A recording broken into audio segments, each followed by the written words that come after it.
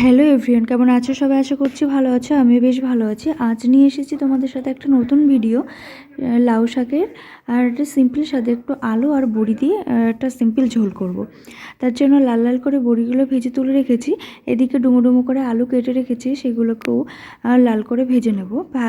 এবার তোমরা যে যেমন ঝাল খাও তেমন ঝাল দেবে। আমি 3টে চেরা কাঁচা লঙ্কা দিয়ে দিয়েছি।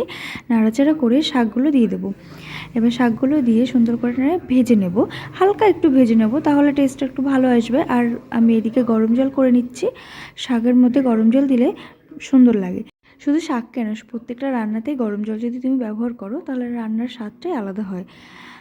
এদিকে আমি বড়িগুলো ভেজে রেখেছিলাম, সেগুলোকে একটু হালকা ভেঙে একটু গুঁড়ো করে নিয়েছি। আর এদিকে শাকটাকেও আমি ঢাকা দিয়ে রেখেছিলাম যাতে সুন্দর করে নরম হয়ে যায়। এবার রান্না হয়ে এসেছে, ফোড়নের জন্য রেডি করছি শাকটা। ফোড়নের জন্য কড়াইতে সাদা তেল গরম করে শুকনো লঙ্কা আর রাঁধুনিটাকে ফোড়ন দেবো। একটু ভাজা ভাজা হয়ে গেলে শাকটাকে দিয়ে দেবো। শাকটাকে দিয়ে নাড়াচাড়া করে নিলেই, আর ওপর থেকে যে বড়িগুলো আমি ভেজে রেখেছিলাম সেইগুলোকে দিয়ে নামিয়ে নিলেই রেডি আমাদের লাউ শাকের সিম্পল একটা নিরামিষ রান্না। কেমন লাগলো জানিও, লাইক কমেন্ট শেয়ার সাবস্ক্রাইব করে দিও। দেখা হচ্ছে অন্য কোনো ভিডিওতে। টাটা।